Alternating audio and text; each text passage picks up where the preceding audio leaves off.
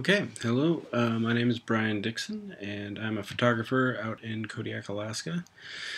And Robin, your instructor, asked me if I would talk to you guys a little bit about a couple of Photoshop techniques that I really like to use. So this episode is going to be about HDR photography, or you might hear it referred to as HDRI, which just stands for High Dynamic Range or High Dynamic Range Imaging photography. And the idea behind HDR photography is that um, cameras and monitors and print media is very limited in what it can, what sort of color and tonality ranges and brightness levels it can capture compared to our eye or compared to the world that we live in. You can think of an easy example of a moonlit night, and with our eye we can look up and we can see the moon. Our iris adapts, and our rods and cones in our eyes actually become more sensitive, or well, less sensitive in that situation where you're looking at a bright moon. Adapts, and we can see all the detail in the moon. It doesn't get burned out, washed out. We can see detail. And then we look down at the ground at say a shadowy area on the ground, and our iris or our pupil opens up, and our rods and cones slowly start to become more receptive to light, and our eye is able to perceive detail in the ground and in the shadows on the ground. And that range of tonality is really quite huge. I think the human eye is estimated to see about 14 stops of light, and what a stop is exactly isn't super important. The main thing is just that it's a measure of brightness, and it's a gradation, and so it's the number of stops that's more important than what necessarily a stop represents.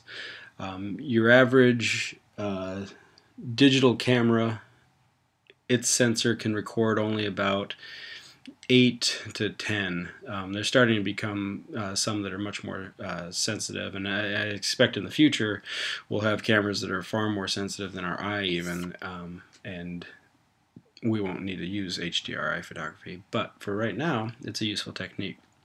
So getting back to the example of the moon and the shadows, if you were to take a picture of that with your camera, which is limited to only 8 or 9 stops, there's no way that you could get detail in the moon and also get detail in the shadows on the ground. That difference in stops between the shadows on the ground and the brightness of the moon is too great for any digital camera or any consumer digital camera to record. So what we're going to do is look at ways that we can take 4, or in this case even 5 photographs and combine those using Photoshop to allow us to capture the full range of brightness and color and tonality that exists in real world, and then we'll look at how to edit it and kind of use it. And so I don't want to get too lost in the weeds, but I do want to give you guys a little bit more background on some of this,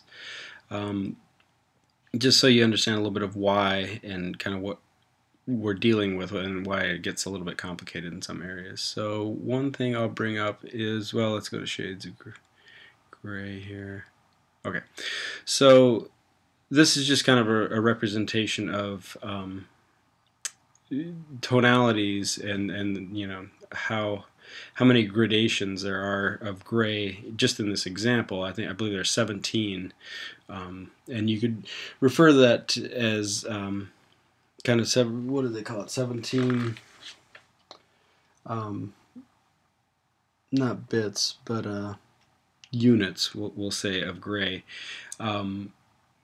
The average HDRI photograph has something close to 4,000. So you can imagine how many different more shades of gray there are, and not just how many different shades of gray, but how much whiter the white is at the top and how much blacker the black is at the bottom.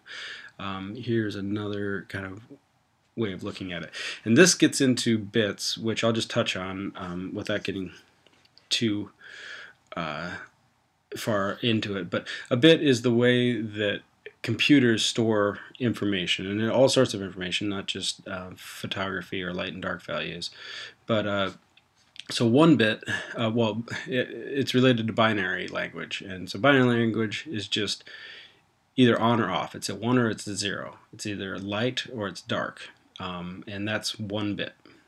If you have 2 bits, then you have 4 different values. So, the one of the bits can be 1 or a 0, and the other one can be a 1 or a 0, and so on. You keep going up. Your average digital camera, consumer level camera, your average monitor, a lot of the print media that you use is more 8-bit. It's a lot of what you probably are working in Photoshop, but it can work with much bigger files.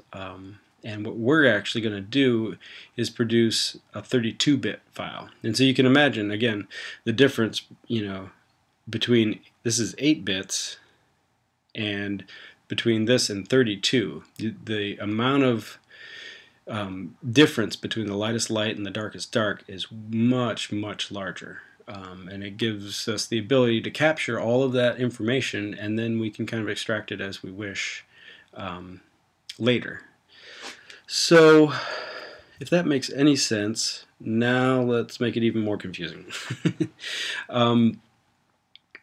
It seems like a great idea to capture all this information, but what are we going to do with it? Because the monitor that you're looking at this on is probably just an 8-bit monitor. They have 14 and a little bit higher, but to my knowledge, there's no monitor that can come anywhere close to 32 bits of information. And let's see, for print photo paper, the number of stops is usually more like 16. I think the photo we're going to be generating is what, upwards of like 17 to 20, and you can actually go quite a bit higher with HDRI imaging. You can go over 23, 24 stops of information, of light. But your average paper can only handle what is about 6 stops of light. So we can't look at it on our monitor. We can't look at it on paper. What's the point of having this huge file with all this information?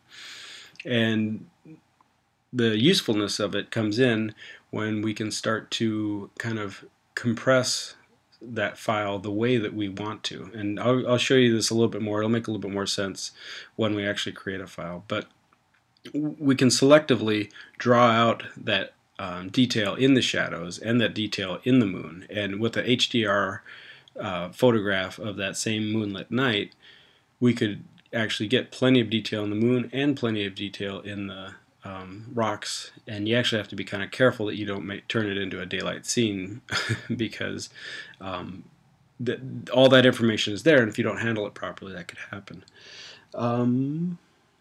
Let's see. Well, I guess we'll just kind of dive in and start creating HDR image, and then it'll make a little more sense. So just get rid of these to clean up our board.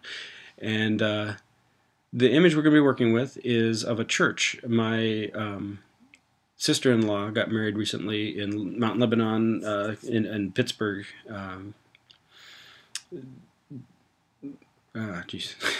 Pittsburgh, Pennsylvania. Boy, brain loss. So it was a really cool church. I really wanted to take a picture of it, and it was a sunny day outside, so the light coming through the windows was really bright, and I wanted to capture all the detail in the beautiful stained glass, but I also wanted to have detail in the chairs and the shadows in the church as well, and it seemed like a perfect image for HDR photography.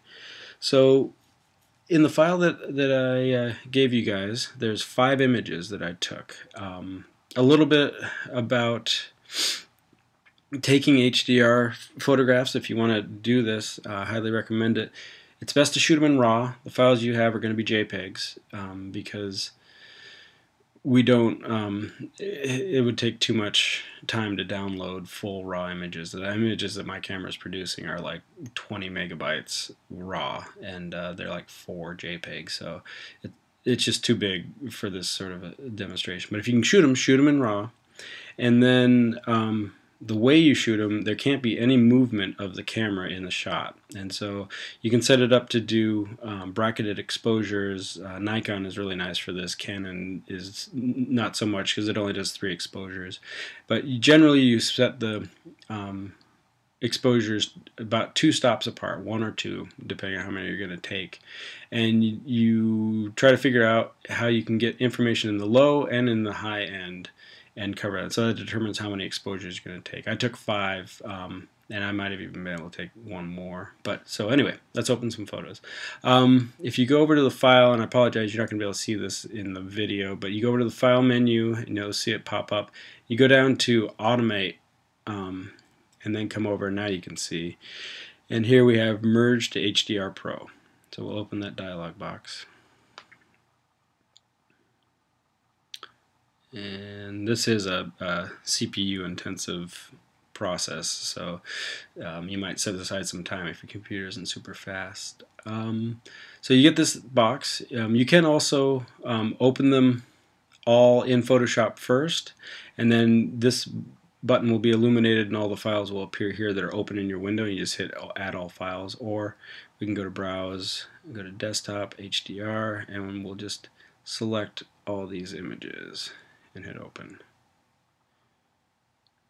So okay, and now it's gonna crank a little bit. And yeah, so you get this dialog box popping up basically saying, hey, why are you using JPEGs? There's not nearly as much information in a JPEG as there is in a RAW image. You know, you should really be using the RAW. But for our demonstration, we'll be using the JPEG. When I process this on my own, I use the RAW image, but we're doing the best we can. So it takes a little while to crank away. We'll get the next dialog box coming up here in a minute. Other things about taking HDR images, it's okay if you have like a bird fly through or something. I'll show you in the dialog box there's a way to get rid of single images, but if the camera moves, it really messes things up, and you get kind of these soft edges. It almost looks like it wasn't in focus, and you also, well, you get all sorts of other nasty artifacts showing up. So it's really important that it stays still for all the exposures. If you have a cable release, it's nice to use a cable release. That's what I did with a little bit, so that you can see the edge. Come here, got it. Okay. So, a few things to look at. Just let's take that back to 32. So this is sort of the big 32-bit file that we output, and you can save it as this. Come back to it later anytime you want. It ends up being a really big file. I don't see an estimate of the size on it, but it's a big file.